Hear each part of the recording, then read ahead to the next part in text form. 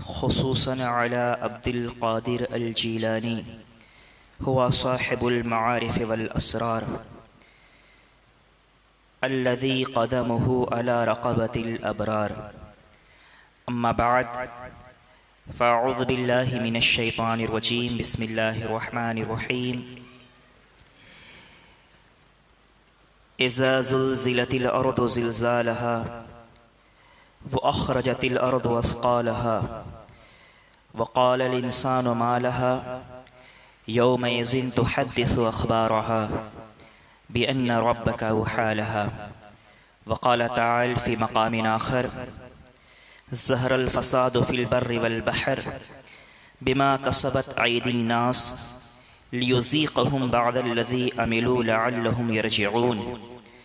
وقال تعالى في موضع آخر: وما أصابكم من مصيبة فبما كسبت أيديكم ويعفو عن كثير.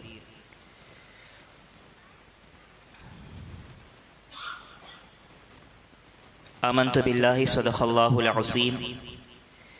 إن الله وملائكته يصلون على النبي يا أيها الذين آمنوا صلوا عليه وسلموا تسليما.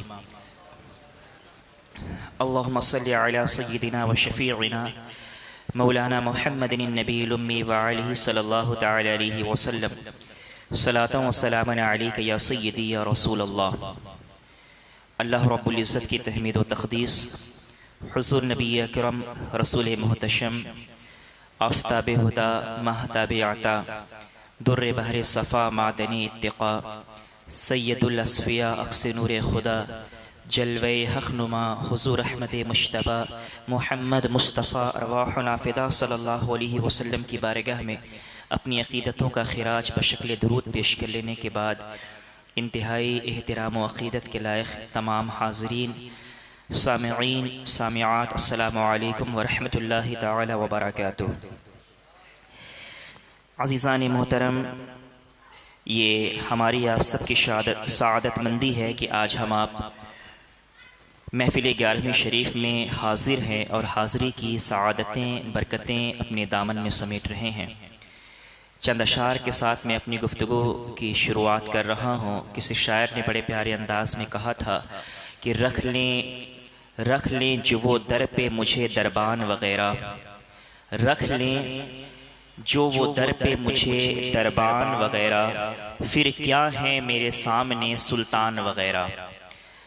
سرکار دو عالم صلی اللہ علیہ وسلم کی بارگاہ کی عظمت اور شان یہ ہے کہ شاعر اپنے انداز میں کہتا ہے کہ حضور اگر ہمیں اپنی بارگاہ میں دربانی کے لیے رکھ لیں تو وہ دربان، وہ نوکر، اس کے سامنے بادشاہوں کی کیا اوقات ہے. اسی کو شاعر اپنے انداز میں کہتا ہے کہ رکھ لیں جو وہ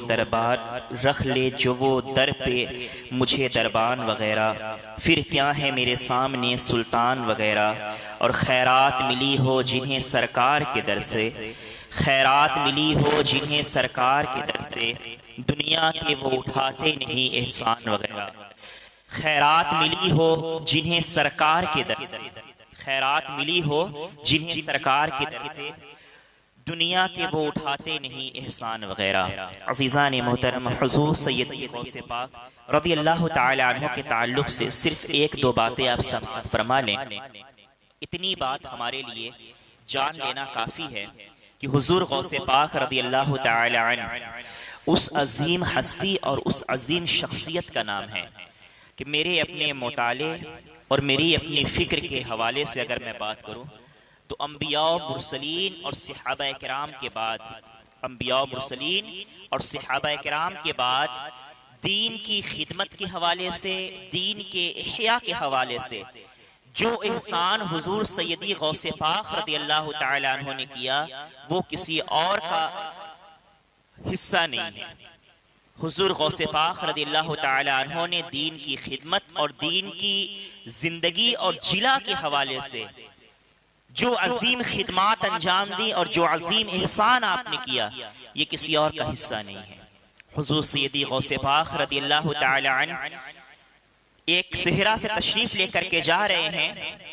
آپ نے دیکھا کہ انتہائی نحیف ناتواں لاغر انسان ہے. اور وہ زمین پر بیٹھا ہوا ہے، وہ اٹھنا چاہتا ہے مگر اتنا کمزور ہے کہ اٹھ نہیں پا رہا۔ حضور سیدی غوث پاک رضی اللہ تعالی عنہ قریب جاتے ہیں اور اسے اپنے ہاتھوں کا سہارا دیتے ہیں اور فوراً وہ کھڑا ہو جاتا ہے۔ ایسا محسوس ہوتا ہے کہ فوراً اس کے اندر ایک نئی زندگی، نئی تازگی پیدا ہو گئی ہے، فوراً تندرست و توانا ہو جاتا ہے۔ حضور سیدی غوث پاک رضی اللہ تعالی عنہ ارشاد فرماتے ہیں کہ آخر یہ کیا معاملہ ہے؟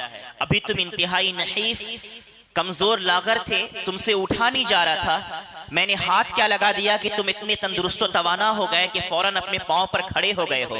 حضور سیدی غوث پاک سے وہ انسان عرض کرتا ہے کہ حضور میں کوئی انسان نہیں ہوں، میں اسلام کی صورت مثالی ہوں، میں اسلام کی صورت مثالی ہوں۔ اسلام کو ایک شکل دی گئی، ایک صورت دی گئی، میں وہی صورت مثالی آپ کے سامنے حاضر ہوں۔ لوگوں کے ظلم و زیادتیوں کی بنیاد پر، لوگوں کے بدعات و خرافات کی بنیاد پر، لوگوں کی لغویات اور لوگوں کے خرافات کی بنیاد پر دین اسلام کے اندر کمزوریاں پیدا ہو گئی تھی۔ اے عبدالقادر، آپ کے سہارا دینے کی بنیاد پر، دین اسلام کی خدمات کرنے کی بنیاد پر، اسلام کے اندر پیدا ہو جانے والی بدعات خرافات کو ختم کرنے کی بنیاد پر اللہ تعالیٰ نے پھر مجھے نئی زندگی عطا کر دی ہے۔ اور اس واقعے کی تردید اس وجہ سے بھی نہیں ہو سکتی کہ یہ بس ایک صورت مثالی کی بات ہے، ورنہ اس کا مفہوم سرکار مدینہ صلی اللہ علیہ وسلم کے فرمان سے بھی ماخوذ ہے کہ حضور نے ارشاد فرمایا کہ میری امت میں ہر زمانے میں ایسے بندگان خدا پیدا ہوتے رہیں گے کہ جو ہر دور کے اندر پیدا ہونے والے فتنوں کو اور دین کے اندر پیدا ہونے والی نئی نئی باتوں کا خاتمہ کر دیا کریں گے۔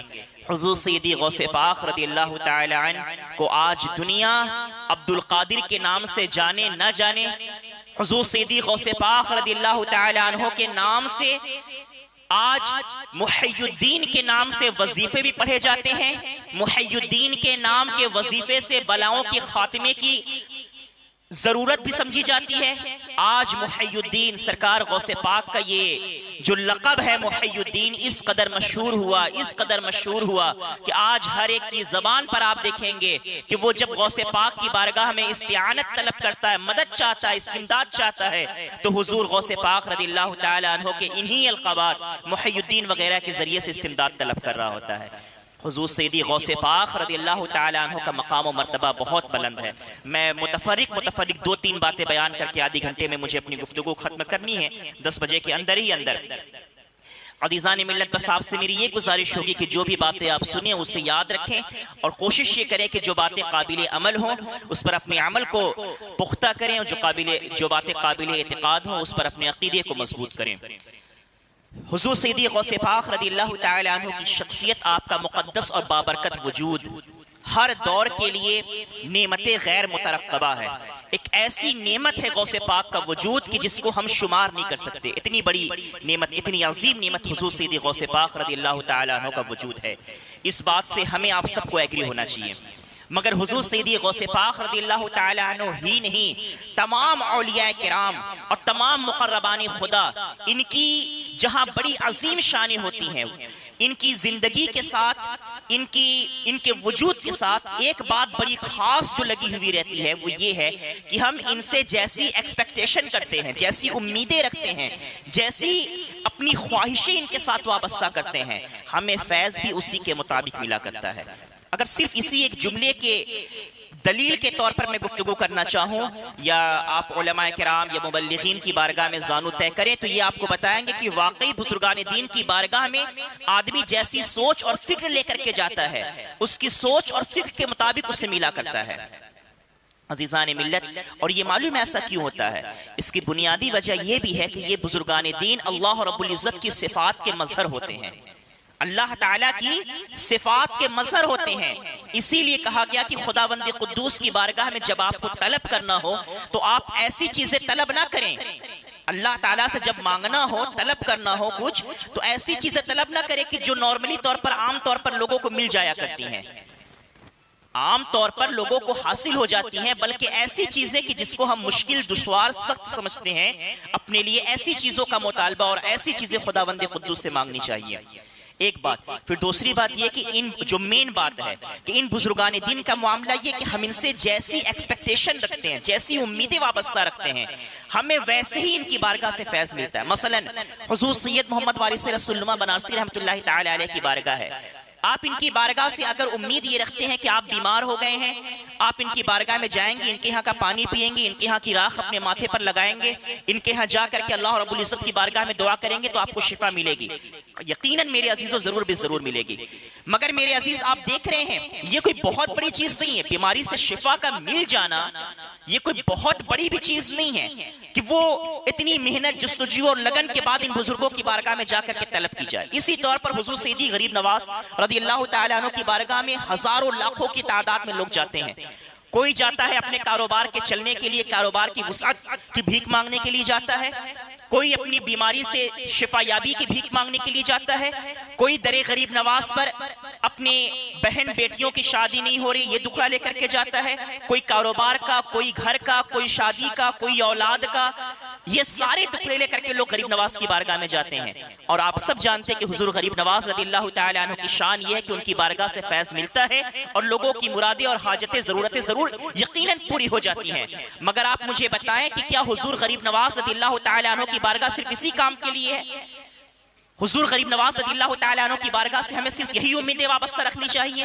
میرے عزیزوں میں صرف چند لفظ کہہ کر کے اپنی گفتگو آگے بڑھا رہا ہوں کہ ہم امیدیں لے کر کے جاتے ہیں کہ شادیاں ہو جائیں، ہم امیدیں لے کر کے جاتے ہیں کہ کاروبار بڑھ جائے، ہم امیدیں لے کے جاتے ہیں کہ شفا یابی مل جائے، ہم امیدیں لے کر کے جاتے ہیں کہ اولادیں ہو جائیں، ہم امیدیں لے کر کے جاتے ہیں کہ دیگر دنیاوی کام ہو جائیں. ہمارے وہ کام ہو جاتے ہیں. آپ کبھی قطب الدین بختیار کاکی کی بارگاہ میں جا کر کے پوچھیں کہ آپ بھی غریب نواز کی بارگاہ میں حاضر ہوئے تھے، آپ کیا امید لے کر کے گئے تھے، آپ کیا سوچ اور فکر لے کر کے گئے تھے؟ تو وہ کہیں گے کہ میں حضور غریب نواز کی بارگاہ میں معرفت خداوندی کی بھیک لینے کے لیے گیا تھا، قرب الہی کی دولت حاصل کرنے کے لیے گیا تھا. تو آج دیکھیں دہلی کی سرزمین پر خواجہ کی حیثیت سے بختیار کاکی جانے جا رہے ہیں. سبحان اللہ بے شک. نظام الدین اولیاء جب اس عظیم بارگاہ میں پہنچتے ہیں تو وہ آخرت کی بھیک لینے کے لیے، اب معرفت خداوندی حاصل کرنے کی خیرات لینے کے لیے غریب نواز کی چوکھٹ پر حاضری لگاتے ہیں. تو پھر خداوند قدوس انہیں کتنا دیتا ہے کہ دنیا آج انہیں نظام الدین اولیاء محبوب الہی کے نام سے دنیا آج انہیں جانتی ہے. تو عزیزان ملت اس بات کو یاد رکھیں کہ بزرگان دین سے ہماری جیسی امیدیں وابستہ ہوتی ہیں. میں آپ کے قریب میں بتاؤں، لاٹ کی سرزمین پر آپ جائیں گے، حضور سیدنا قطب بنارس مفتی رضا علی فاروقی رحمۃ اللہ تعالی علیہ کے مزار شریف ہے.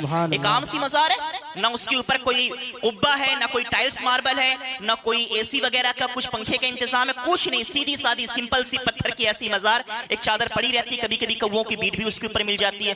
کوئی ہماری نگاہ میں اس کی اہمیت اور وقت ویسی نہیں ہے. عزیزان ملت مگر حضور سیدی خطب بنارس مفتی رضا علی فاروقی رحمۃ اللہ تعالی علیہ کی اگر شان آپ کو دیکھنا ہے تو آپ دیکھیں.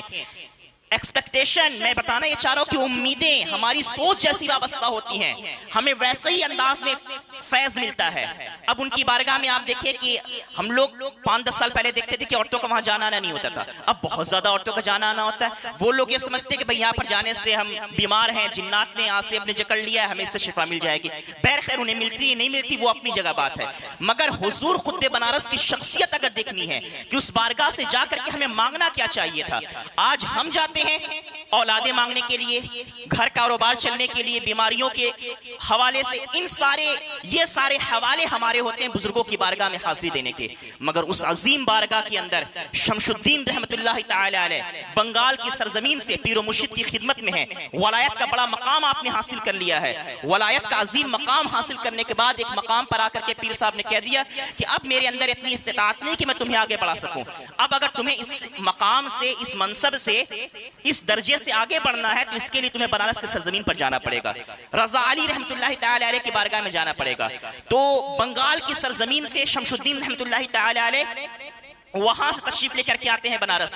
اور بنارس آنے کے بعد ایک ایسا قطب، ایک ایسا مفتی، ایک ایسا مولوی، ایک ایسا مولانا جس کو دنیا رضا علی کہہ رہی ہے، جو بیٹھ کر کے سادے انداز میں بچوں کو پڑھا رہا ہے.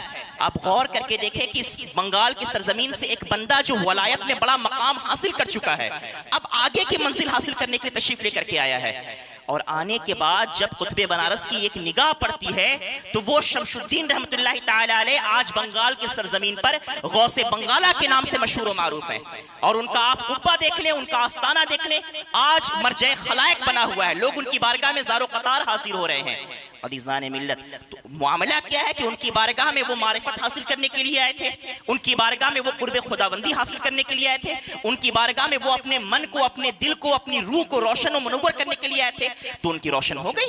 عزیزان محترم، اسی طور پر آپ دیکھیں کہ حضور سیدی غوث پاک رضی اللہ تعالیٰ عنہ کا جو مقام و مرتبہ ہے، ہم یہ سمجھتے ہیں کہ غوث پاک کا نام دفع مصیبت کے لیے ہی صرف لیا جائے، ہم یہ سمجھتے ہیں کہ غوث پاک کی منتیں صرف اس لیے مانی جائیں، منتیں اس لیے مانی جائیں کہ اولادیں نہیں ہو رہی تو اولاد ہونے کے لیے منتیں مان لی جائیں۔ اس طور پر بہت ساری ہماری دنیاوی ضرورتیں اور حاجتیں ہیں جس کے لیے غوث پاک رضی اللہ تعالیٰ عنہ کے نام کی، ان کی محفل کی منتیں مانی جاتی ہیں۔ مگر میرے عزیزو، ابھی افروز بھائی پڑھ رہے تھے مولانا جمیل الرحمان صاحب کی لکھی ہوئی وہ منقبت، مجھے وہ بات یاد آ گئی کہ ان بزرگوں کی بارگاہ سے بزرگان دین کیسی امیدیں وابستہ رکھتے تھے۔ ہمارے ساتھ بہت بڑا مسئلہ اور ہمارے لیے بہت بڑی آسانی یہ ہے کہ ہمارے بزرگوں نے، علماء نے ہمیں کئی تنہا اکیلا نہیں چھوڑا، سارے راستے ہمارے لیے بیان فرما دیے کہ بزرگوں کی بارگاہ میں جانا ہے، ان کے نام کا وسیلہ پیش کرنا ہے تو کس امید کے ساتھ وہ پیش کرنا ہے۔ اب آپ دیکھیں کہ مولانا جمیل الرحمان چھوٹے بچے ہیں، بڑے شرارتی ہیں، والد کا انتقال ہو گیا ہے، حضور امام اہل سنت سیدی سرکار امام احمد رضا خان محدث بریلوی کی بارگاہ میں آپ کی والدہ ماجدہ پہنچتی ہیں، فرماتی ہیں کہ اے مفتی صاحب آپ کرم فرمائیں، یہ میرا بیٹا ہے، یہی میرا سہارا ہے اور بڑا شرارتی ہے، میری کوئی بات نہیں مانتا۔ تو حضور سیدی اعلیٰ حضرت امام احمد رضا خان محدث بریلوی رحمت اللہ تعالی علیہ کچھ نہیں کہتے، نہ کوئی دم، نہ کوئی درود، نہ کوئی تعویذ، کچھ نہیں۔ یہ مولانا جمیل الرحمان جو بھی مولوی نہیں ہوئے ہیں، ایک چھوٹے سے بچے ہیں، ان کا ہاتھ لیتے ہیں، لینے کے بعد اپنے ہاتھ میں رکھتے ہیں، کہتے ہیں کہ کہو بیٹا میں نے اپنا ہاتھ غوث پاک کے ہاتھ میں دیا۔ بس اتنا کہتے ہیں کہ میں نے اپنا ہاتھ، یہ کہو بیٹا کہ میں نے اپنا ہاتھ غوث پاک کے ہاتھ میں دیا۔ مولانا جمیل الرحمان فرماتے ہیں کہ وہ دن ہیں جیسے ہی میں نے یہ جملے اپنی زبان سے ادا کیے ہیں، محسوس یہ ہوتا ہے کہ دل کی کیفیت تبدیل ہو گئی ہے، دل کی حالت تبدیل ہو گئی ہے۔ اب جو شرارتوں کی طرف ذہن لگتا تھا، اب جو کھیل کود کی طرف دل جاتا تھا، اب سارا کا سارا دل دین کی طرف مائل ہو گیا ہے۔ اور آپ دیکھیں کہ دنیا کے اندر وہی مولانا جمیل الرحمان جب شکریہ اپنے مرشد کا ادا کرتے ہیں تو کہتے ہیں جمیل قادری سو جان سے قربان مرشد پر، جمیل قادری سو جان سے قربان مرشد پر، بنایا جس نے مجھ جیسے کو بندہ غوث اعظم کا، بنایا جس نے مجھ جیسے کو بندہ غوث اعظم کا۔ نعرہ تکبیر، نعرہ رسالت، فیضان غوث اعظم۔ عزیزان محترم، حضور سیدی غوث پاک رضی اللہ تعالی عنہ، یہ تمام اولیاء امت، تمام اولیاء کرام، یہ بڑی طویل اور بڑی تفصیلی گفتگو ہے، میں نے صرف آپ کو ذہن دینا چاہا ہے۔ اگر آپ اس پر غور و فکر کریں گے تو انشاءاللہ آپ سب کے لیے بہت سارے دروازے کھل سکتے ہیں کہ ہمیں بزرگان دین کی بارگاہ سے صرف اپنی دنیا ہی طلب نہیں کرنی۔ میرے عزیزو، ان کی بارگاہ میں جائیں تو اللہ سے دعا کرے کہ اے اللہ تو نے انہیں جو دین کا درد دیا تھا، دین کی خدمت کا جو جذبہ انہیں عطا کیا تھا، دین کی اور امت کی اور قوم کی فکر کا جو حوصلہ، جو جذبہ، جو جوش ان کو عطا کیا تھا، اے اللہ اس کو کچھ خیرات ہمارے بھی خالی دامنوں کے اندر ڈال دے۔ ان بزرگوں کی بارگاہ میں جب جائیں تو اپنی قبر کی تیاریوں کے حوالے سے بھی اللہ کی بارگاہ میں دعا کریں، اپنی آخرت کے اچھے ہونے کے حوالے سے بھی دعائیں کریں۔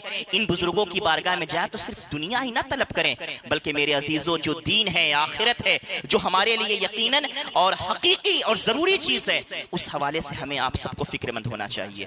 تو حضور سیدی غوث پاک رضی اللہ تعالی عنہ کی ہم نے محفل کا انعقاد کیا ہے۔ میرا پہلا پیغام آج کی اس گفتگو سے یہ ہے کہ ان بزرگان دین سے ہم اپنی جو امیدیں وابستہ رکھیں تو صرف دنیا تک اپنی امیدیں وابستہ نہ رکھیں، بلکہ دنیا کی رکھیں نہ رکھیں، آخرت کی امیدیں ضرور ان کی بارگاہ سے ہم وابستہ رکھیں۔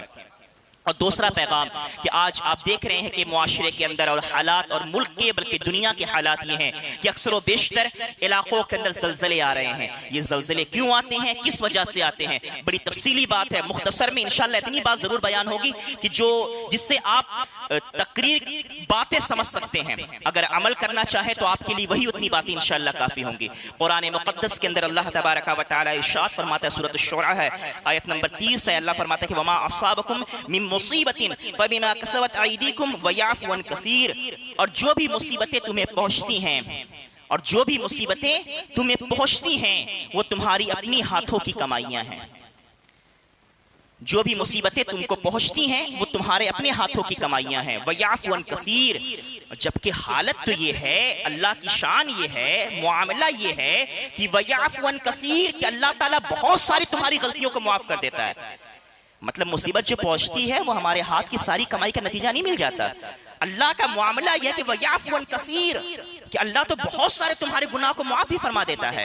عزیزان محترم، اب اسی کے ضمن میں سیدی امام اہل سنت امام احمد رضا خان محدث بریلوی رحمۃ اللہ تعالی علیہ نے زلزلے کے حوالے سے 3 باتیں بیان فرمائی ہیں، اختصار کے ساتھ سماعت فرما لیں۔ فرماتے ہیں کہ زلزلہ آنے کی پہلی اور حقیقی وجہ یہ ہے کہ اللہ تبارک و تعالی نے تمام زمین کو ایک پہاڑ کے ذریعے کیل کے انداز میں ٹھوک دیا ہے،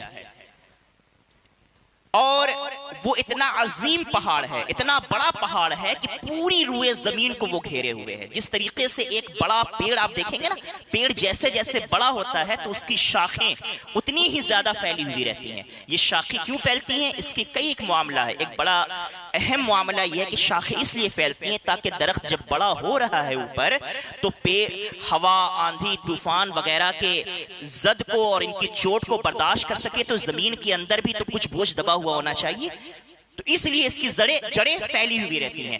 تو اسی طریقے سے ایک بڑا عظیم بہت بڑا پہاڑ ہے، اس کی جو جڑ ہے شاخ کی شکل میں زمین کے ہر حصے میں پھیلی ہوئی ہے۔ اور پھر فرماتے ہیں کہ کہیں پر وہ جو جڑ ہے کہیں پر چٹیل زمین کے انداز میں آپ کو نظر آتی ہے، کہیں پر چھوٹے بڑے ٹیلے اور پہاڑی کی شکل میں نظر آتی ہے، کہیں سمندروں کی اور پانیوں کی تہوں کے نیچے وہ ہے پورے زمین کے اوپر، پورے زمین کو وہ پہاڑ احاطہ کیے ہوئے ہے۔ اور فرماتے ہیں کہ اس پہاڑ کا نام کوہ قاف ہے۔ پھر فرماتے ہیں کہ اللہ تبارک و تعالی جب کسی علاقے کے اندر زلزلہ بھیجنا چاہتا ہے تو اس پہاڑ کو حکم فرماتا ہے، تو اس کی جڑ کی جو شاخیں ہیں، جس علاقے میں جتنا زور کا یا دھیرے زلزلہ آنے والا ہوتا ہے اس کی جڑ اور شاخ اتنی تیز ہلتی ہے جس کی بنیاد پر یہ زلزلہ رونما ہوتا ہے۔ اس میں پہلی بات تو یہ کہ حکم خداوندی کی بنیاد پر زلزلہ آتا ہے۔ دوسری جو وجہ ہے وجہ حسی اور ظاہری کہ وہ پہاڑ ہلتا ہے جس کی وجہ سے زلزلہ آتا ہے، اور ایک جو سبب اصلی وجہ ہے زلزلہ آنے کی جو اصلی وجہ ہے، وہ اس اصلی وجہ کو بیان کرتے ہوئے امام اہل سنت فرماتے ہیں کہ اصلی وجہ لوگوں کی معصیت اور لوگوں کے گناہ ہیں۔ ان کے گناہ اور معصیت کی بنیاد پر، لوگوں کی معصیت اور لوگوں کے گناہوں کی بنیاد پر زلزلے آتے ہیں۔ اور اس کا ثبوت سیدی حضور سیدنا امیر المومنین خلیفۃ المسلمین سیدنا عمر ابن خطاب رضی اللہ تعالی عنہ کے سیرت طیبہ سے ملتا ہے کہ سیدنا فاروق اعظم رضی اللہ تعالی عنہ کے زمانے میں جب زلزلہ آیا تو فاروق اعظم نے فرمایا کہ ضرور زمین پر کوئی ایسا گناہ ہوا ہے کہ ہمیں اس سے باز رکھنے کے لیے زلزلہ آیا ہے۔ اے لوگوں، کثرت کے ساتھ توبہ کرو، کثرت کے ساتھ اللہ تعالیٰ سے معافی طلب کرو۔ عزیزان محترم، ساری باتیں اپنی جگہ مسلم۔ ایک دوسری بات یہ کہ یہ جو زلزلے چھوٹے چھوٹے آتے رہتے ہیں، کہیں گھر ہلتا ہے، کہیں چھت ہل جاتی ہے، کہیں گھروں میں دراریں پڑ جاتی ہیں، کہیں پر کسی شہر میں یا ملک کے اندر 10-20 گھر گر جاتے ہیں، یہ سب کچھ ہمیں یہ بتانے کے لیے، ہمیں یہ درشانے، دکھانے، سمجھانے کے لیے ہوتا ہے کہ ایک دن وہ آنے والا ہے کہ جس دن بڑا عظیم زلزلہ آئے گا، جس کو قرآن مقدس کی 30ویں پارے میں اللہ رب العزت نے اس انداز میں بیان کیا، اذا زلزلت الارض زلزالہا، جب زمین ہلا دی جائے گی جیسا کہ اس کا ہلانا ٹھہرا ہے، وَأَخْرَجَتِ الْأَرْضُ وَأَثْقَالَهَا، اور زمین اپنے بوجھ کو نکال کر کے باہر کر دے گی، وَقَالَ الْإِنسَانُ مَا لَهَا، اس دن انسان کہے گا کہ زمین کو کیا ہو گیا ہے، يَوْمَئِذٍ تُحَدِّثُ أَخْبَارَهَا، اس دن زمین اللہ رب العزت کو ساری خبریں دیں گی۔ اس کے بہت سارے معنی بیان کیے جاتے ہیں، زمین کی خبر دینے کے بہت سارے معنی۔ ایک معنی یہ ہے کہ زمین اپنے اوپر بیتی تمام آپ بیتی کو بیان کرے گی، زمین پہ جو بھی بیتا ہے، جو بھی گزرا ہے، ان تمام آپ بیتی اور گزری کو زمین اللہ رب العزت کی بارگاہ میں بیان کرے گی، جس کو قرآن مقدس کی ایک دوسری سورت سورہ تکویر کے اندر غالباً وَإِذَا الصُّحُفُ نُشِرَتْ کے انداز میں بیان کیا گیا کہ ساری چیزیں اس دن کھول کھول کر کے لوگوں کے سامنے رکھ دی جائیں گی۔ اور کیا چیزیں کھول کے رکھی جائیں گی؟ جب ساری باتیں، ساری چیزیں لوگوں کے سامنے کھول کر کے رکھ دی جائیں گی. تو سورہ تکویر کی ہی غالباً آیت نمبر 14 ہے. اللہ رب العزت فرماتا ہے کہ علمت نفس ما حضرت، کہ اس دن ہر انسان جان لے گا کہ اس نے جو کچھ بھی کیا ہوگا وہ اس کے سامنے موجود ہوگا. آپ دیکھ رہے ہیں قرآن مقدس کی آیت کریمہ، قرآن کتنے سادہ انداز میں، کتنے سادہ انداز میں، کتنی سادگی کے ساتھ کتنی بڑی بات قرآن کہہ رہا ہے. علمت نفس ما احضرت، ہر نفس اس دن جان لے گی کہ اس نے کیا بھیجا ہے.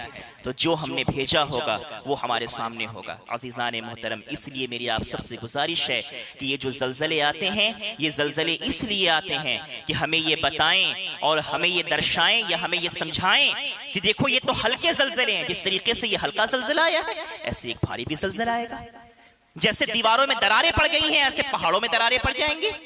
جیسے چھت گر کر کے زمین سے لگ گئی ہے، ایسے پہاڑ روئی کی طرح اڑنے لگیں گے. عزیزان ملت، اس انداز میں ساری چیزیں ہوں گی.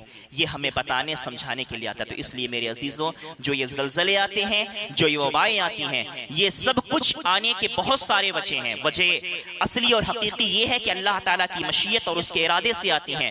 اور اس کا سبب ظاہری یہ ہے کہ جو پہاڑ ہلتا ہے اس کی وجہ سے. اور جو اصلی سبب ہے، اصلی وجہ ہے زلزلہ آنے کی، وہ لوگوں کے معصیت اور لوگوں کے گناہ ہیں. میں بس ایک حدیث شریف حضرت سیدہ عائشہ صدیقہ رضی اللہ تعالی عنہا سے مروی میں سنا کر کے اپنی گفتگو ختم کروں کہ صحابی رسول سیدنا انس بن مالک رضی اللہ تعالی عنہ نے ایک مرتبہ سید صدیقہ کائنات ام المومنین حضرت عائشہ صدیقہ رضی اللہ تعالی عنہا سے کہا کہ زلزلہ کیوں آتا ہے؟ سیدہ ام المومنین سیدہ عائشہ صدیقہ رضی اللہ تعالی عنہا نے فرمایا کہ جب لوگ زنا کو حلال کر لیں، شراب پینے لگیں اور گانے بجانے میں مشغول ہو جائیں، تو پھر اللہ کی غیرت جوش میں آتی ہے اور زمین کو اللہ حکم دیتا ہے کہ زلزلہ بپا کر دے. اگر اس علاقے کے لوگ توبہ و استغفار کر لیں اور اپنے برے اعمال سے باز آ جائیں تو ان کے حق میں بہتر ہے، ورنہ ان کے لیے ہلاکتیں ہی ہلاکتیں ہیں. آج معاشرے میں اگر آپ نگاہ اٹھا کر کے دیکھیں تو کون سی ایسی برائیاں ہیں جو معاشرے میں وقوع پذیر نہیں ہیں. آج گانا باجا بالکل عام ہو چکا ہے. ماں باپ کی نافرمانیاں بالکل چرم سیما پر پہنچ چکی ہیں. اپنے بڑوں کی بے حرمتیاں بالکل ہر ایک گھر کے اندر، ہر ایک مکان کے اندر نظر آتی ہیں. عزیزان ملت، لوگوں پر ظلم کرنا، بیجا بغیر کسی عذر شرعی کے لوگوں کو ستانا، تکلیف دینا، یہ ساری باتیں بالکل آج عام ہو چکی ہیں. عزیزان ملت، ایک مسلمان کی شان تو یہ ہے کہ مسلمان درگزر کرنے والا ہوتا ہے. مسلمان اس نیت کے ساتھ اپنے بھائی کے معاملات سے درگزر کرتا ہے کہ اس کی سوچ اور فکر یہ ہوتی ہے کہ آج میں اللہ کے بندوں کے معاملات کے ساتھ درگزر کر رہا ہوں، کل اللہ تبارک و تعالی میرے گناہوں غلطیوں کو درگزر فرما دے گا.